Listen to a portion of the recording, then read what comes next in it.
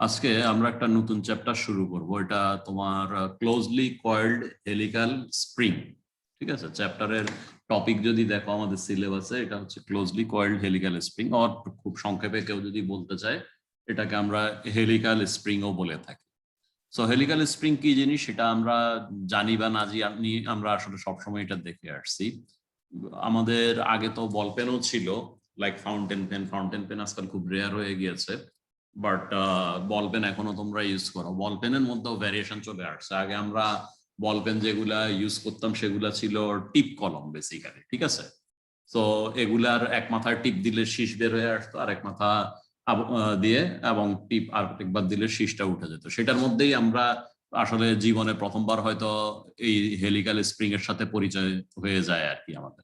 So basically spring হলো তোমার একটা ওয়্যার অথবা স্টিলের rod, what ever it is, সেটাকে মোড়ায় বানানো। এবং মোড়ায় যেহেতু বানানো, এটা আসলে তোমার থাকবে কি, এটা থাকবে তোমার একটা সার্কুলার সেকশন হবে প্ল্যানে আর কি। ঠিক আছে, আমরা যদি স্প্রিং এর আগে দেখে থাকি আমাদের জানা থাকার কথা যে এটা আসলে কিরকম জিনিস আর কি। ঠিক আছে, সো বেসিক্যালি এটা অন প্ল্যান যদি আমরা দেখি তাহলে সেটা একটা সার্কুলার জিনিস। ঠিক আছে, তাহলে কিরকম সার্কুলার, এরকম আমরা যদি একটু ড্র করি, সে এরকম একটা উপর থেকে যদি দেখি আর কি। ঠিক আছে, আমরা যদি এই ভিউটা এখান থেকে উপর থেকে তাকাই তাহলে অন প্ল্যান দেখা যাবে এই ডান দিকে যে নীল সার্কেলটা দেখতেছো এরকম। বা আরো যদি ইয়ে করতে চাও,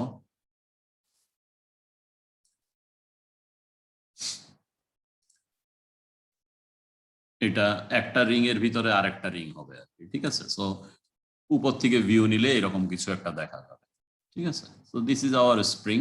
এখন ম্যাটেরিয়াল কি? ম্যাটেরিয়াল হচ্ছে তোমার, তুমি যদি বুঝে থাকো যে আমরা যে কলমের এক্সাম্পল দিয়েছিলাম, এটা একটা ইলাস্টিক ম্যাটেরিয়াল হতে হবে, যাতে সে চাপ দিলে একটার সাথে আটকায় না যায় আরেকটা আর কি, বা শেপ যাতে রিগেইন করে। পারপাসটা কি, কি জন্য আমি রিগেইন করতে চাই, মূল উদ্দেশ্য হলো এটা কি কাজে আমি ইউজ করি। সহজ এক্সাম্পল যেটা বললাম কলম, যে আমি টিপ দিলে এটার শীষটা বাইর হবে, কিন্তু আরেক টিপ দিলে শীষটা ফেরত আসবে। এখন বেসিক্যালি বুঝোই যে একটা জিনিসকে ঠেলা দিলে সে চলে যাবে, ফেরত আসতে হলে কি হবে, তারে কেউ আবার উল্টা দিক থেকে একটা ধাক্কা দিতে হবে। সেই উল্টা ধাক্কাটাই এই স্প্রিংটা দেয় আর কি। চাপ দিছো, সে একটা সার্টেন পজিশনে গিয়ে লক হয়ে গিয়েছে, যখন আরেকটা টিপ দিছো লকটা রিলিজ হয়, তখন এই স্প্রিংটা তাকে পুশ ব্যাক করে ফেরত পাঠায়। তাহলে সেটাই যদি হয়ে থাকে তাহলে এখন দেখো, তাহলে আমরা যদি ডেফিনেশনে যাই, এটা একটা মেকানিক্যাল ডিভাইস। খেয়াল করো লেখা কি আছে, এটা একটা মেকানিক্যাল ডিভাইস যেখানে কি হচ্ছে, যেখানে যেখানে এটা একটা মেকানিক্যাল ডিভাইস যেটাকে এনার্জি স্টোর করবে এবং সাবসিকুয়েন্টলি পরে রিলিজ করবে। আমাদের এক্সাম্পলে অলরেডি সেটা চলে আসছে। আমরা যখন চাপ দিয়েছি কলমটাকে, তখন যে এনার্জি এখানে অ্যাপ্লাই করেছি কিছুটা তার মাঝে অ্যাবজর্ব হয়েছে, কিছুটা সাউন্ড অ্যান্ড হিট ক্রিয়েট করায় ব্যয় হয়েছে। ঠিক আছে, পরবর্তীতে আমরা যখন আরেকটা টিপ দিয়েছি তখন কি ঘটেছে, যে স্প্রিং এ যে এনার্জিটা অ্যাবজর্ব ছিল সেটা রিলিজ হয়েছে এবং শীষটাকে সে ঠেলে উপরে উঠিয়ে দিয়েছে। এর বাইরে কি, আমরা সবসময় গাড়ি টাড়িতে উঠি আজকাল, আমাদের গাড়ি ছাড়া তো সেটা যে ধরনের ট্রান্সপোর্টই হোক না কেন, এগুলা যখন দেখো যে একটা তোমার স্পিড ব্রেকারের উপরে দিয়ে যায় বা একটা গর্তে পড়ে, তখন একটা কি ভার্টিক্যাল জার্কিং হয়। তখন কি ঘটে, তখন যদি এনার্জি অ্যাবজর্বিং সিস্টেম না থাকে কি হবে, আমরা যারা বসে আছি সিটে তারা একটা সিরিয়াস ইম্প্যাক্ট লোডিং এর শিকার হব, কোমরে ব্যথা পাবো, এই হবো সেই হবো। সো এটা আসলে এনার্জি অ্যাবজর্ভার বা শক অ্যাবজর্ভার হিসেবেও তোমার এই বিভিন্ন ডিভাইসে ইউজ করা হয়, যেটার এক্সাম্পল হচ্ছে আমাদের গাড়ি আর কি। এগুলি আমরা দেখতেও পাইছি, তোমার যেই সাইকেল যারা চালাও তারাও দেখতে পাও যে সাইকেলের ভিতরেও স্প্রিং আছে চাকার সাথে, তাই না? তো সেটা একটা জিনিস। এবং যখন আমার একটা সার্টেন সার্ফেসের মাঝে সার্টেন কন্ট্যাক্ট মেনটেন করতে হয়, তখনও আসলে এই স্প্রিং ইউজ করা হয়। ঠিক আছে, সো এই ধরনের ইউজ তার থাকতেই পারে। যেমন ধরো আমি যদি কোনো একটা প্লেট আমার থাকে, আমি একটা সার্টেন মিনিমাম গ্যাপ রাখতে চাই, সেই স্প্রিংটারই উপরে একটা প্লেট নিচে একটা প্লেট, তাইলে এই ফোর্স অ্যাপ্লাই করা ছাড়া অলওয়েজই ওই গ্যাপটা মেনটেন হবে। So these are the things, যে একটা স্প্রিং এর কাজ কি হইতে পারে। বেসিক্যালি আমি বলবো না যে এটা সিভিল ইঞ্জিনিয়ারিং খুব একটা ফাংশন আছে, বাট এই টপিকটা আমরা একসময় রিমুভও করে দিয়েছিলাম। অ্যাগেইন যেহেতু ল্যাবে বসে আছে সেশনালের মধ্যে, সেজন্য এটা আবার came back to this course আর কি, ফ্রম দিস টার্ম। বাট এটা খুবই সহজ এবং খুব সিম্পল জিনিস, এখানে খুব একটা মানে মাথা ঘামানোর দরকার হবে না এবং অঙ্কগুলাও সিম্পল। আচ্ছা, তাহলে স্ট্রেস বের করার দরকার হবে আমরা যদি এটা ডিজাইন করতে চাই, এবং ডিফরমেশন বের করতে হবে এই স্প্রিং এর। বুঝতেই পারো যে শুরুতেই আমরা যে এক্সাম্পল নিয়ে আলাপ করলাম, চাপ দিলে এটা ছোট হইতে পারে, চাপ রিলিজ করলে বড় হইতে পারে, বা ইভেন উল্টা দিকে যদি টান দেই বড় হইতে পারে। সো সেই ক্ষেত্রে কি ঘটবে, এটাতে ডিফারেন্ট স্ট্রেস আসতে পারে। এখন আমি চাপ দিলাম যদি ভেঙে যায় তাহলে তো কাজ হলো না, টান দিলাম যদি ছিঁড়ে যায় তাহলেও কাজ হলো না। তাহলে আমার আসলে যেই পারপাজেই আমি ইউজ করি না কেন, সে ওই ফোর্সটা, যে ডিজাইন ফোর্স যেটা, সেটা নিতে পারে কিনা সেটা চেক করতে হবে। সেটা চেক করার জন্য তাহলে আমার কি লাগবে, একটা হলো ম্যাটেরিয়ালের যেই স্ট্রেস নেওয়ার ক্যাপাসিটি আছে আর যেটা অ্যাকচুয়ালি তার উপরে আসলো এই স্প্রিং এ, সেটা মাঝে কম্প্যাটিবিলিটি আছে কিনা। সোজা কথা হলো যে আমি যা নিতে পারি তার চেয়ে কম যেন আমার উপরে আসে এমন ভাবে ডিজাইনটা হতে হবে আর কি, এন্ড আদার ডিজাইন ক্রাইটেরিয়া যেগুলা সেগুলা স্যাটিসফাই করতে হবে। সো সেটা যদি আমরা দেখতে চাই, প্রথমে আমরা দেখার চেষ্টা করি যে আসলে স্প্রিং এ যখন আমরা লোড দিব কি করতে। তাহলে দেখো, ফার্স্টে আমি যেগুলি বলে নিয়েছি সেগুলা আবার আসবে অ্যাজাম্পশন হিসাবে আর কি, যে এই ডিরাইভেশন গুলা কার কার ক্ষেত্রে অ্যাপ্লিকেবল হবে। তাহলে springs manufactured from roads or wires of circular cross section. ঠিক আছে, ওয়াই সার্কুলার ক্রস সেকশন আমরা একটু পরে দেখবা যে সার্কুলার ক্রস সেকশনে যে ফর্মুলা ইউজ করছিলাম টরশনাল স্ট্রেসের টিসি ওভার আইপি, সেটা ইউজ করবো। কাজে সার্কুলার ক্রস সেকশন এই জন্যই চলে আসবে আর কি। এর বাইরেও বলা হবে কি, any one coil of such spring will be assumed to lie in a plane that is nearly perpendicular to the axis of the spring. Axis of the spring কি? Axis of the spring হলো এটা। এটাকে আমরা ধরে নিব কি এটার সাথে পারপেন্ডিকুলার একটা প্লেনের মধ্যে বসে আছে। কথাটার মানে কি আসলে বুঝতেই পারতেছো, এটা একটা হেলিক্সের মতো ঘুরে ঘুরে উপর দিক থেকে নিচে গেছে বা নিচের দিক থেকে উপরে গেছে। আবার আমি বলতেছি এই যে ভার্টিক্যাল ব্লু লাইনটা ড্র করলাম এটার সাথে পারপেন্ডিকুলার ভাবে আছে একটা ফুল। কথাটার মানে হলো আসলে এই যে ডিস্টেন্স গুলা, এই যে পিচ গুলা, এই পিচের ভ্যালুটা খুব কম হবে। সেই জন্যই এটাকে আমরা ক্লোজলি কয়েল, এই দেখো টপিকের হেডিংটা যদি দেখো, ক্লোজলি কয়েলড হেলিক্যাল স্প্রিং। ঠিক আছে, তাইলে আমাদের এই ডিরাইভেশন আমরা যাই করি না কেন অ্যাপ্লাইড হবে ক্লোজলি কয়েলড স্প্রিং এর উপরে অ্যাপ্লিকেবল হবে। On top of that applicable হবে কার জন্য, যার ক্রস সেকশনটা সার্কুলার সেটার জন্য। সো উইথ দিস লিমিটেশন এখন আমরা ডিরাইভ করার চেষ্টা করি যে আমরা কি করতে পারি এটা। সো এই লিমিটেশন আমরা মেনে নিলাম। তাহলে অন প্ল্যান এটা দেখা যাবে কিরকম, আমরা যদি আবার সেই প্ল্যানটা রিকল করি সেটা অন প্ল্যান দেখা যাবে। দাঁড়াও, এটা থাকতেও পারে সামওয়্যার হিয়ার।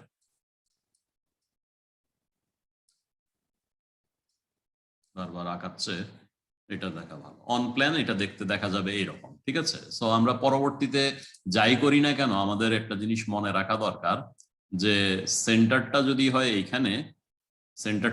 হয় এখান থেকে অলওয়েজই আমার এই কয়েলের উপরে যে কোনো একটা পয়েন্টের ডিস্টেন্স হবে এটা, সেটা যেখানেই থাকুক না কেন, এলিভেশনে যাই দেখা যাক না কেন, আসলে কয়েলের উপরে যে কোনো জায়গায় যে কোনো পয়েন্টের ডিস্টেন্স হলো, মানে ওয়্যারের সেন্টার পর্যন্ত যে ডিস্টেন্স আর কি, সেটা হলো এইটা। ঠিক আছে, ওকে, এই জিনিসটা আমরা প্ল্যানটা দেখে গেলাম যাতে আমরা পরবর্তীতে কোনো কিছু নিয়ে কনফিউজ না হই। তাহলে আসো এবার ফিরত যাই, আমরা যেখানে ছিলাম, আমরা ছিলাম এখানে। এটা একটা হেলিক্যাল স্প্রিং যেটা তোমার মনে করো আমি পুল করেছি। ঠিক আছে, সো পুল করলে কি হবে, উপরের দিকে একটা লোড দেখানো আছে, সেই পুলিংটা হলো আর কি এই এফ আর এই এফ দিয়ে তারে পুল করা হয়েছে। পুল করা হলে আমরা যে কোনো জায়গায় কাটতে পারি। মনে করো এই জায়গায় আমরা কেটে ফেললাম এটা। ঠিক আছে, কেটে ফেলে উপরের পার্টটুকুর ফ্রি বডি আর কি। তাহলে এই পার্টটুকুর ফ্রি বডি হচ্ছে এটা। তাহলে কি আছে, যেটা তোমার অ্যাপ্লাইড লোডিং উপরের দিকে একটা এফ আছে, sum of F Y is equal to 0 হইতে যে জায়গায় আমরা কাটলাম সেই জায়গায় এই এফটা বসে থাকবে, sum of F Y is equal to 0।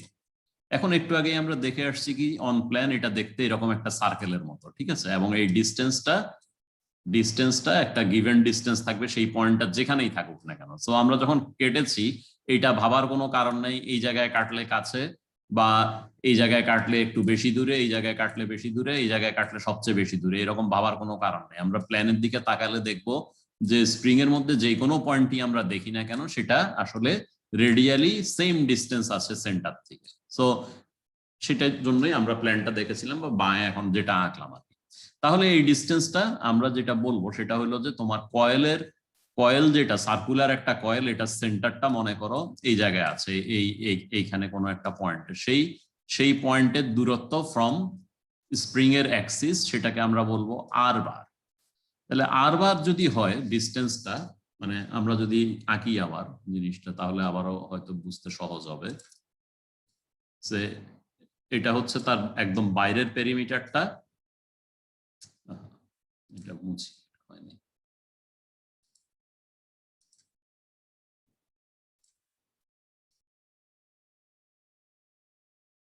একটু মোটা করে আঁকি মিলানোর জন্য আপাতত। তাহলে আর বার বলতে আমরা বুঝাবো কি, এখান থেকে শুরু করে তার এই সেন্টার পর্যন্ত যে ডিস্টেন্স সেটা, ঠিক আছে। তাহলে সেটা যদি হয় আমাদের ফোর্স অ্যাপ্লাইড কত হবে বলো, sum of F Y is equal to 0 করলাম, সেটা পেয়ে গেলাম, কিন্তু এখান থেকে এই ফোর্সটা যে আছে এটার একটা ডিস্টেন্স আছে এই সেন্ট্রাল বা অ্যাক্সিস থেকে, সেটা হচ্ছে আর বার। তাহলে এই স্প্রিং এর উপরে এডিশনাল ফোর্স আসবে, একটা টর্ক চলে আসবে যেটার মান হচ্ছে তোমার এফ ইন্টু আর বার, এই ডিস্টেন্স টাইমস দিস ফোর্স, ঠিক আছে। তাহলে এই দুইটার গুণফল বা প্রোডাক্ট হলো এটার উপরে একটা টর্ক হিসাবে কাজ করবে। ফিজিক্যালি চিন্তা করো যে একটা স্প্রিং রে তুমি কেটে ফেলে এখন তার তুমি ইকুইলিব্রিয়াম বের করার চেষ্টা করছো, তাহলে দেখো যে কি ঘটে, যেটা বললাম যে তোমার অ্যাপ্লাইড একটা ফোর্স আসবে নিচের দিকে, যদি এভাবে পুল করো আর কি, অ্যাপ্লাইড একটা ফোর্স আসবে এবং তার অন টপ অফ দ্যাট আর কি আসবে, অন টপ অফ দ্যাট আসবে তার উপরে এই ধরনের একটা টর্শনাল ইফেক্ট চলে আসবে, যেহেতু এই দুইটার মাঝে একটা ইকুয়ালেন্ট অপোজিট ডিস্টেন্স বসে আছে দুইটা ভার্টিক্যাল এফের মাঝে। তাহলে এই হলো আমার অ্যাপ্লাইড ফোর্স, একটা ডাইরেক্ট লোডিং আছে এফ, এটা হচ্ছে ডাইরেক্ট লোডিং, আর একটা টর্শনাল লোডিং আছে এফ ইন্টু আর বার, ঠিক আছে। আর বারটা কি, আর বারটা হলো তোমার কয়েলের সেন্টার থেকে অ্যাক্সিস পর্যন্ত যে ডিস্টেন্স সেটা হচ্ছে আমার আর বার, ঠিক আছে। তাইলে উইথ দিস লোডিং এখন আমরা তো বের করতেই পারি যে তার উপরে কি স্ট্রেস আসবে। তাহলে আমরা যদি স্ট্রেসের ইকুয়েশনটা লিখেই ফেলি এবার, তাহলে কি আসে দেখো, তোমার এটার মধ্যে শিয়ার স্ট্রেস ডেভেলপ করবে। শিয়ার স্ট্রেসের ভ্যালুটা কত দেখো, তোমার ডাইরেক্ট একটা ফোর্স আছে এফ এবং তার ক্রস সেকশনাল এরিয়া হচ্ছে এ, তাহলে শুধুমাত্র এই ডাইরেক্ট ফোর্সের জন্য যে শিয়ার স্ট্রেস আসে সেটা হলো তোমার force divide by area F by A, ঠিক আছে। গ্রস এরিয়া দিয়ে আমরা করলাম, ওকে। তাহলে এটা গেল ডাইরেক্ট, কিন্তু এর বাইরে আমরা কি দেখে এসেছি, এর বাইরে আমরা দেখে এসেছি একটা টর্শনাল লোড বসে আছে এটার উপরে, যেটার মান হচ্ছে এফ ইন্টু আর বার, ঠিক আছে। এটা একটা টর্শন টি বসে আছে। তাহলে আমরা জানি যে একটা সার্কুলার ক্রস সেকশনের উপরে যখন একটা টর্ক অ্যাপ্লাইড হয় তখন তার উপরে টর্শনাল স্ট্রেস কি আসে, সেটা আমরা আগে কোনো একটা চ্যাপ্টারে অলরেডি ডিরাইভ করেই এসেছি। সেটার মান ছিল কি টিসি ওভার আইপি, এটা ছিল আমার টিসি ওভার আইপি। তাহলে টোটাল শিয়ার স্ট্রেস কত ডেভেলপ করবে, টোটাল শিয়ার স্ট্রেস ডেভেলপ করবে ডাইরেক্ট লোডের জন্য যেটা প্লাস টর্শনাল লোডের জন্য যেটা, এই দুইটা যোগ করলে যা আসে সেটা টোটাল শিয়ার স্ট্রেস। এই প্রথম ইকুয়েশন থেকে সামনে যে ইকুয়েশনটা লেখা আছে দেখো, সেখানে একটু স্লাইড ম্যানিপুলেশন করা হয়েছে, বাট অ্যাকচুয়ালি দেখতে যতই খারাপ লাগুক না কেন ওই ধরনের কিছু করা হয় নাই। খেয়াল করো, টিসি ওভার আইপি আমরা কমন নিয়েছি, ঠিক আছে। টিসি ওভার আইপি যদি কমন নাও তাহলে এইটা কি হবে, এখানে চলে আসার পরে এখানে থাকবে 1, ঠিক আছে। তাহলে সেকেন্ড পার্টটা হলো এটা, আর ফার্স্ট পার্টটা ছিল দেখো এফ বাই এ। তাহলে এমন টিসি ওভার আইপি যদি নেই তাহলে এই টিসি দিয়ে আমারে ভাগ করতে হবে, যাতে এই টিসি ওভার আইপি যেহেতু আমার এখানে ছিল না, এই জায়গায় ছিল না, যাতে কাটা যায়। এখানে আবার এই জায়গায় আইপিও ছিল না, তাইলে আইপি এই নিচে একটা আইপি যেহেতু কমন নিছি সেই জন্য এখানে একটা আইপি। এখন তাকায় দেখো যে কাটা এই ব্র্যাকেট তুলে দিলে ফিরত আসে কোথায়, এই ফিরত আসে আমার এইটাতেই ফিরত আসে। সো অ্যাপারেন্টলি দেখে যতই জটিল মনে হোক না কেন আসলে কিছুই জটিলতা নাই, এটাকে জাস্ট রিঅ্যারেঞ্জ করা হয়েছে, nothing else. So TC over আইপির মধ্যে আমার টি এর ভ্যালুটা জানা আছে, ঠিক আছে, এফ ইন্টু আর বার, সেটা বসায় দিবা। আইপি কত সেটাও তোমার জানা আছে, pi D to the power 4 by কত, সেটা বসায় দিবা 32, তাই না। আর কি করা হয়েছে, তোমার এরিয়ার মান বসানো হয়েছে, ঠিক আছে, এবং আইপি এর মান বসানো হয়েছে, ঠিক আছে। এগুলি বসায় দিয়ে এটাকে সিম্পলিফাই করবা, সিম্পলিফাই করলে তুমি ইভেনচুয়ালি এটাতে এসে পড়বা আর কি, ঠিক আছে? সো সি এর মান কত হবে? আমরা যদি জিওমেট্রিতে আবার ফেরত যাই, সি এর মানটা হবে তোমার আমরা সার্কেল এভাবে আঁকলে সুন্দর হয় না, কিন্তু ওইভাবে আঁকলে আমি আবার সেন্টারও বজায় রাখতে পারতেছি না। সো আমি ওয়্যারটাকে আঁকার চেষ্টা করতেছি জাস্ট হ্যান্ড ড্রিভেন সার্কেল দিয়ে, ঠিক আছে? তাহলে এখন আমরা একটু খেয়াল করে যাই যে আসলে কোন ডাইমেনশনটা কোনটা। এখানে তোমার আমরা আর বার বললাম ওয়্যারের সেন্টার লাইন যেটা, ঠিক আছে, আর অ্যাক্সিস যেটা স্প্রিং এর, সেটার মাঝে যে ডিস্টেন্স, তার মানে আর বার হচ্ছে এইটা, ঠিক আছে? এবং এইটাকে আমরা বলেছি যেটা ওয়্যারের ডায়ামিটার, সেটাকে আমরা বলেছি স্মল ডি, ঠিক আছে? স্মল ডি, বা এটাকে কখনো কখনো তুমি দেখবা 2c বললে যা দাঁড়ায় সেটাই আর কি, ঠিক আছে?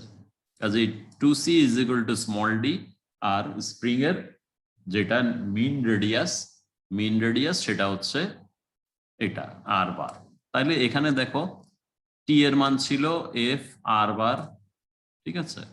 আইপি বসিয়েছো, আইপি কার? এই স্প্রিং এর আইপি, তার আইপি বসিয়েছো pi D to the power 4/32। Theta কত হবে? সিটা হবে ডি বাই 2। তাহলে দেখো ইভেনচুয়ালি এখানে আসবে ডি কিউব আর 32, আর এখানে একটা ডি বাই 2, সেটার থেকে আসছে 16, ঠিক আছে? একইভাবে তুমি এই আইপি বসাবা, এই এরিয়া বসাবা, যে এটা again pi D to the power 4/32, এটা হচ্ছে তোমার পাই ডি স্কোয়ার বাই 4, এটা হচ্ছে কত? D by 2। এগুলি বসাইলে তুমি যখন সিম্পলিফাই করো এটাতে চলে আসতে পারবা।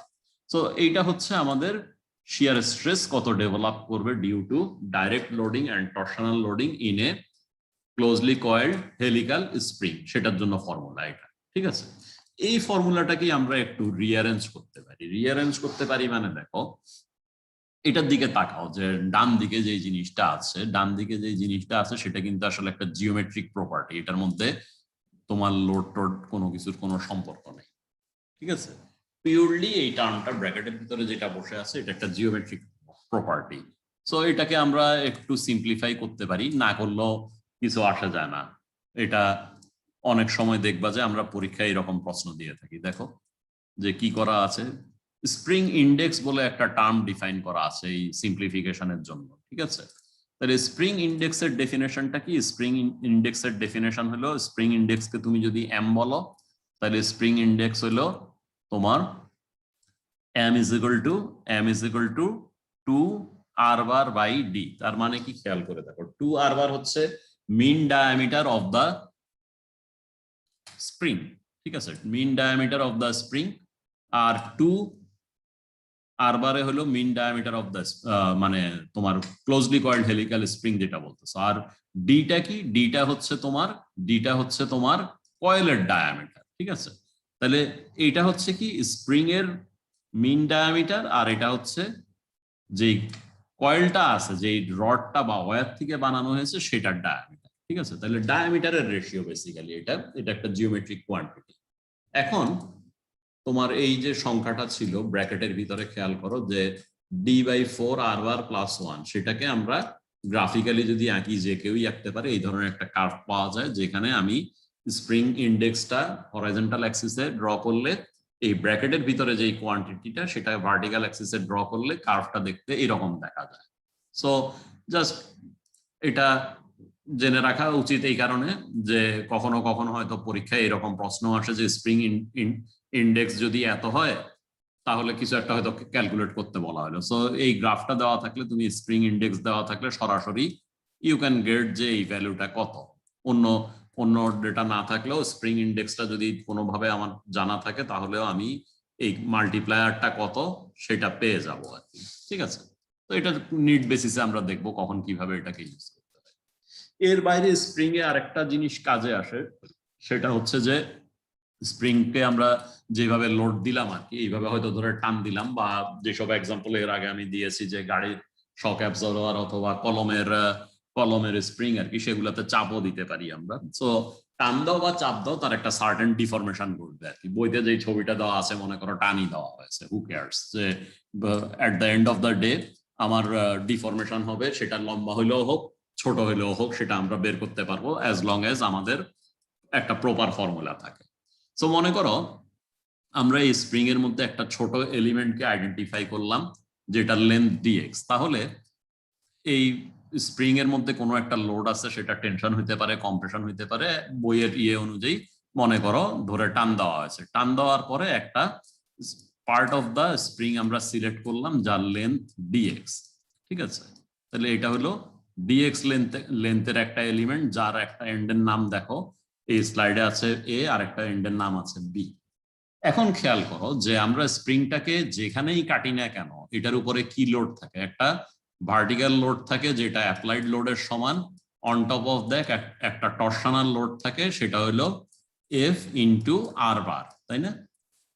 আর দুই এন্ডের মাঝে কি হবে, আমরা এ আর বি এর মধ্যে যদি চিন্তা করি তাহলে জিনিসটা দেখতে হবে এইরকম, এটাও এফ আর বার এবং এটা হলো তোমার এফ।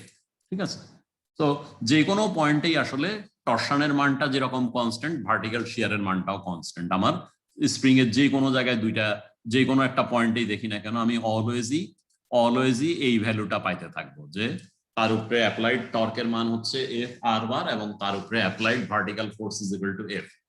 প্ল্যানের সাথে আমরা একটু আগে যেটা মনে করার জন্য রেখেছিলাম, প্ল্যানের সেই প্ল্যানটা যদি আমরা মনে করি তাহলে আমরা এই জিনিসটা সহজেই ধরতে পারবো আর কি। ঠিক আছে, তাহলে এখন এই এলিমেন্টটা এর আগে আমরা দেখে আসছি কি টরশনের চ্যাপ্টার যখন আমরা করি, যে একটা মেম্বারের উপরে সার্কুলার শ্যাফট যদি হয় সেটার উপরে যদি একটা টর্ক টি অ্যাপ্লাইড থাকে সেটার জন্য আমরা অ্যাঙ্গেল অফ টুইস্ট কত সেটা বের করতে পারি। তোমাদের যদি মনে থাকে কি ছিল ফর্মুলাটা, টিএল বাই আইপিজি, তাই না? টিএল বাই আইপিজি ছিল relative angle of twist between two parts. So এটা আমাদের এখানে আমরা কাজে লাগাবো। তাহলে এবার নিশ্চয়ই বুঝতে পারছো যে ফর্মুলার যেই লিমিটেশন আমরা শুরুতে বলে এসেছিলাম কেন বলা হয়েছিল, যে only applicable to closely coiled helical springs of circular cross section. Circular cross section বলা হয়েছিল, এখন বুঝতেই পারতেছো একটু আগে আমরা আইপি ইউজ করেছি, এরিয়া ইউজ করেছি, এখন আবার অ্যাঙ্গেল অফ টুইস্টে গিয়েও আমরা সার্কুলার ক্রস সেকশনের যে অ্যাঙ্গেল অফ টুইস্ট সেই ফর্মুলাটা ইউজ করার চেষ্টা করব। কাজেই অল অ্যালং দ্য প্রসেস আমরা যেই সব equation and other things use করতেছি সেগুলা সবই সার্কুলার ক্রস সেকশনের। কাজে at the end of the day এই চ্যাপ্টারে আমরা যে ইকুয়েশন গুলাই ডিরাইভ করি না কেন সবই applicable to circular cross section. তাহলে দেখো এই একটা স্প্রিং এর মধ্যে ছোট একটা এলিমেন্ট আমরা এবি ধরছি যার লেন্থ dx, তার স্প্রিং এর উপরে ছিল এই ফোর্স। এখন দেখো ডিউ টু টরশন কি হবে, মনে করো আমরা আপাতত ধরি যে এই পার্টটা relatively with respect to be fixed. তাহলে আমরা দুই পয়েন্টের মাঝে কি ঘটে সেটা বুঝতে পারবো। ইমাজিন করো 3D তে স্প্রিংটাকে, ঠিক আছে, এইভাবে সে হয়তো যাচ্ছে। এখন এই পার্টটা যদি ফিক্স থাকে, এটার উপরে যদি তুমি একটা টরশন অ্যাপ্লাই করো এই পার্টের উপরে, কি ঘটবে, এটা ঘুরে যাবে অ্যালং দিস লেন্থ। ঘুরে গেলে ইভেনচুয়ালি কি হবে, যদি আদার কোনো জিনিস না ঘটতো, মানে স্প্রিং এর এইদিকে যেগুলি আছে সেগুলো তো আর কিছু নাই, মনে করো এখানেও যা আছে সেগুলির মধ্যেও আর কিছু নাই, তাহলে তুমি এই পয়েন্টটাকে যদি মানে এই রিমেনিং পার্টের গোড়াটাকে যদি ঘুরিয়ে দাও, এটা কি হবে, এটা ঘুরে নিচের দিকে নেমে আসবে না, লোডটা যেভাবে দেওয়া আছে। তো যেটা ঘটবে এই ক্ষুদ্র পার্টের উপরে যদি টরশন কাজ করে, এই ক্ষুদ্র পার্টের মধ্যে একটা টরশনাল রোটেশন হবে। সেই রোটেশনের ইফেক্টে আমি ধরে নিচ্ছি যে নিচে আর সব রিজিড, কোনো মুভমেন্ট নাই, এইটার পিছনেও আটকানো যে ওইটারও কোনো মুভমেন্ট নাই। ঠিক আছে, তাহলে এইটার ফলে কি হবে, এই সি পয়েন্টটা কিন্তু আসলে নেমে যাবে, এটা জায়গা মতো থাকবে না এইটুকুর মধ্যে যে রোটেশন হলো। ঠিক আছে, তাহলে মনে করো নেমে সে এতটুকু যদি যায়, এতটুকু গেলে আমরা কি করতে পারবো, টোটাল স্প্রিং এর ডিফরমেশন কিভাবে বাইর করতে পারবো। আমি যদি যেই ডিএক্স পার্টের জন্য যেটা পাচ্ছি সেটাকে আমি এখন পুরা স্প্রিং এর লেন্থের উপরে যদি ইন্টিগ্রেট করি, ডিএক্স লেন্থের জন্য পাওয়া গেল কতটুকু নামে, পুরা লেন্থের উপরে যদি ইন্টিগ্রেট করি তাহলেই আমি এই পুরা স্প্রিং এর কতটা ডিফরমেশন হবে due to the application of a certain force সেটা বের করতে পারবো, ভার্টিক্যাল ডিফরমেশন। তো সেটাই হলো মূল কনসেপ্ট। এখন দেখো যে আমরা কি করতে পারি, কিভাবে করতে পারি। সেটা হলো তোমার এবি যেটা আমরা চুজ করেছিলাম, সেটার জন্য যদি আমার রোটেশন হয় ডি ফাই, আমরা D phi is equal to কত জানি, T DX divide by IPG, ওটা আমরা পরে ফর্মুলাতে আসবো। তাহলে ডিফাই যদি রোটেশন হয়, একটু চিন্তা করো যে এই জিওমেট্রিটা দেখো, তোমার এ না বি সি দেন ডি যদি চিন্তা করো, আমরা জানি theta is equal to arc by radius. Small angle যখন হয় ডেফিনেটলি এগুলো এত ঘুরে যাবে না যে লার্জ ডিফর্মেশন। তাহলে থিটা ইজ ইকুয়াল টু যদি আর্ক বাই রেডিয়াস হয়, তাহলে আর্ক ইজ ইকুয়াল টু কত, থিটা ইন্টু রেডিয়াস। তাহলে আমরা লিখতে পারবো কি, এই ছবির থেকে আমরা যেটা লিখতে পারবো সেটা হচ্ছে CD is equal to BC into D phi. ঠিক আছে, তাহলে আমরা এটা লিখতে পারবো। এটা যদি লিখতে পারি আমরা এটা লিখে ফেললাম আর কি। ঠিক আছে, CD is equal to BC into D phi, এই একটা জিনিস আমরা লিখলাম। এর বাইরে আমরা আর কি লিখতে পারি দেখো, অন্য আরেকটা ছবিতে যাই আমরা যদি এখানে দুইটা সিমিলার ট্রায়াঙ্গেল কম্পেয়ার করি, সিমিলার ট্রায়াঙ্গেল দুইটা যদি আমরা কম্পেয়ার করি, ট্রায়াঙ্গেল তোমার এই একটা ট্রায়াঙ্গেল আর এই একটা ট্রায়াঙ্গেল। ঠিক আছে, তাহলে এই দুইটা সিমিলার ট্রায়াঙ্গেল কম্পেয়ার করলে আমরা লিখতে পারবো কি, ইডি বাই সিডি, বা কালারটা যদি বদল করি, ইডি কোনটা খেয়াল করো, এইটা ডিভাইড বাই এইটা, কি হবে তাহলে খেয়াল করো, সেটা হবে কি তোমার এইচবি বাই এইটা, তাই না, অতিভুজ, লম্ব বাই অতিভুজ, লম্ব বাই অতিভুজ। তাহলে সিমিলার ট্রায়াঙ্গেল থেকে আমরা লিখতে পারি, দুই ক্ষেত্রেই দুই ট্রায়াঙ্গেলের জন্য লিখতে পারি লম্ব বাই অতিভুজ সমান লম্ব বাই অতিভুজ। তাহলে আমরা লিখতে পারি ED by CD is equal to HB by BC, বা এখান থেকে সিডিটাকে আমরা যদি এখানে উঠায়া দেই, ইভেনচুয়ালি লেখা যায় ED is equal to CD by BC into HB. ঠিক আছে, তাহলে এইটা আমরা লিখতে পারলাম। আর একটু আগে আমরা কি লিখে আসছিলাম সেটা যদি নিয়ে আসি, এবার একটু আগে আমরা লিখছিলাম এই জিনিসটা যে CD is equal to BC into D phi. তাহলে এই জিনিসটাকে আমরা নিয়ে যাই আমাদের একটু আগে যেটা বের করছি সেখানে নিয়ে বসিয়ে দেই। তাহলে সিডি ইজ ইকুয়াল টু আমরা নিয়ে গেলাম বিসি ডি ফাই। তাহলে CD is equal to BC D phi যদি বসিয়ে দাও, বিসি কাটা যাবে। মিউট করো, কাউট মাইক অন হয়ে আছে, মিউট করে দাও। তাহলে আমরা সেটা বসিয়ে দেই, সবাই মাইক আনমিউট করে নাও। তাহলে সেটা আমরা বসিয়ে দেই, এবং বসিয়ে দিলে আমরা যেটা পাবো যে এখানে আমরা CD is equal to BC D phi বসালে বিসি কাটা চলে যাবে। তাহলে আর এইচবিটা কি, এইচবিটা যদি খেয়াল করো, সেন্টার থেকে যে কোনো একটা পয়েন্টের ডিস্টেন্স, সেটা ছিল কত, আমরা বলেছিলাম যে মিন রেডিয়াস অফ দা কয়েল যেটা, সেটা ছিল কত তোমার আর বার, এই স্প্রিং এর মিন রেডিয়াস যেটা সেটা আর বার। তাহলে এইচবি সমানও আমরা আর বার বসিয়ে দিই। ঠিক আছে, তাহলে এগুলা যদি আমরা বসিয়ে দিই, ইভেনচুয়ালি ইডি সমান কি আসে দেখো, ইডি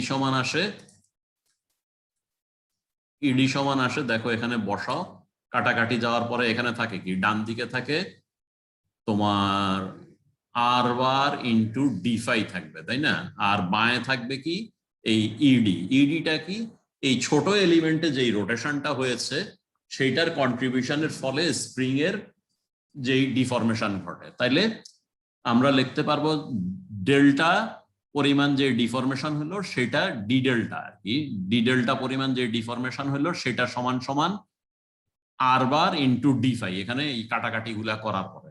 ঠিক আছে, সো এখানে আমরা দুইটা ইউজ করেছি, যে এর আগে এখানে সিমিলার ট্রায়াঙ্গেল থেকে আমরা এটা লিখেছিলাম, আর প্রথমে একটা ছবির থেকে আমরা এটা লিখে নিয়ে আসছিলাম যে বিসি ডি ফাই, বিসি আমাদের কাটা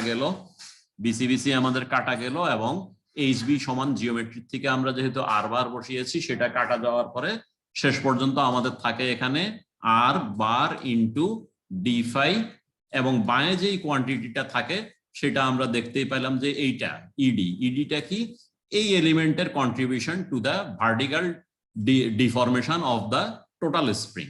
তাহলে এখন এটাকে যদি আমরা বলি ডি ডেল্টা, এই ইডিকে ডি ডেল্টা সমান হচ্ছে তোমার আর বার ইন্টু ডি ফাই। ঠিক আছে, এইটা আমরা ফাইনালি এখান থেকে কনক্লুড করলাম। তাহলে পুরা স্প্রিং এর ভার্টিক্যাল ডিফরমেশন হবে কত, পুরা লেন্থ জুড়ে এই ডি ডেল্টাকে যদি আমি সাম আপ করি বা ইন্টিগ্রেট করে দিই। সো আমরা যাই পরবর্তী স্লাইডে, সেখানে নিশ্চয়ই এটা পাবো আমরা।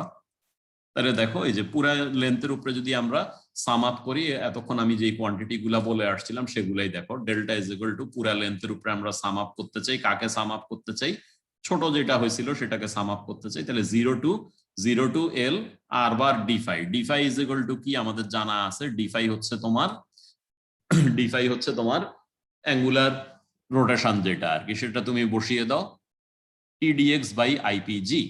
ঠিক আছে, TDX বাই IPG, এখানে একটু ঝামেলা হয়েছে দেখা যায়, এখানে একটা আর বার মিসিং হয়ে গিয়েছে। ঠিক আছে, আর বারটা কনস্ট্যান্ট, কি বলছি ধরো খেয়াল করে দেখো যে এই আর বারটা এখানে আসবে আর কি। ঠিক আছে, সো ইট ইজ মিসিং, এটা অ্যাড করে নিও। বাকিটা দেখো 0 টু এল যদি ইন্টিগ্রেট করো, এটা ইন্টিগ্রেট করার কিছু নাই, কনস্ট্যান্ট জিনিস কনস্ট্যান্ট, টিও ইন্টিগ্রেট করার কিছু নাই, কনস্ট্যান্ট জিনিস কনস্ট্যান্ট।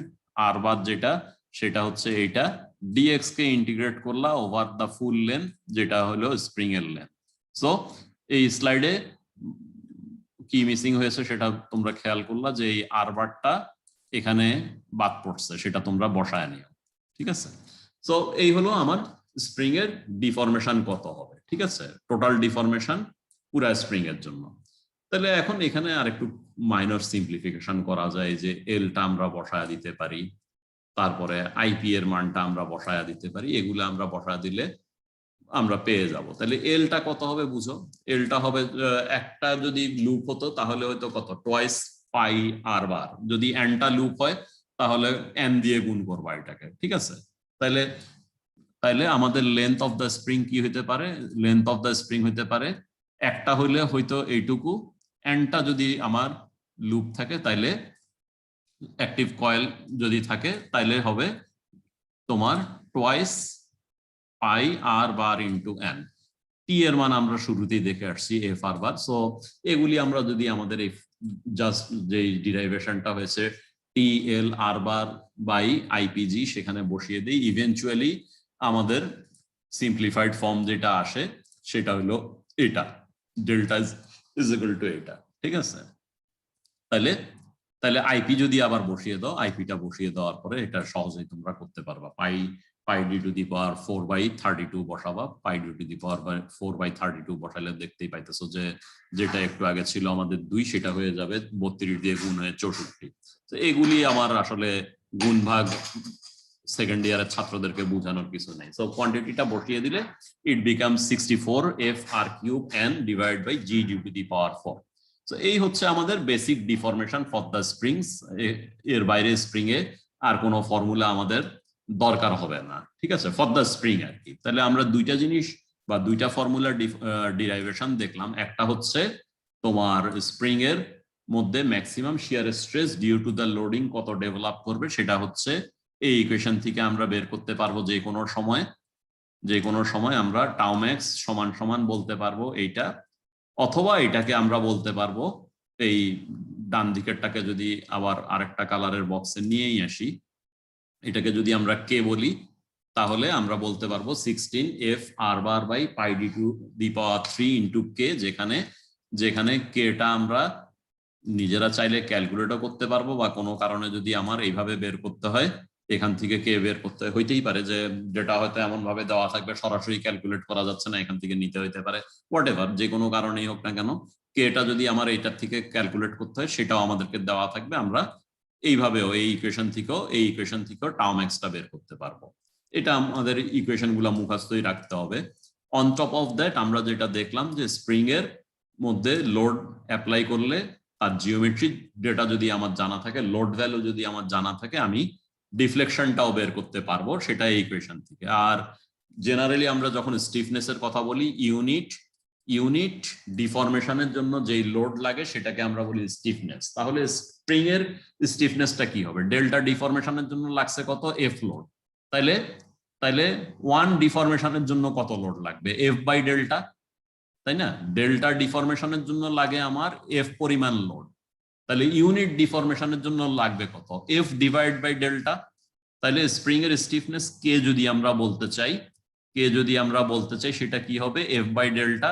অলরেডি আমরা এফ এর ভ্যালুটা জানি, সেটা বসিয়ে দিলাম, অলরেডি আমরা ডেল্টার ভ্যালুটা জানি, সেটা আমরা বসিয়ে দেই।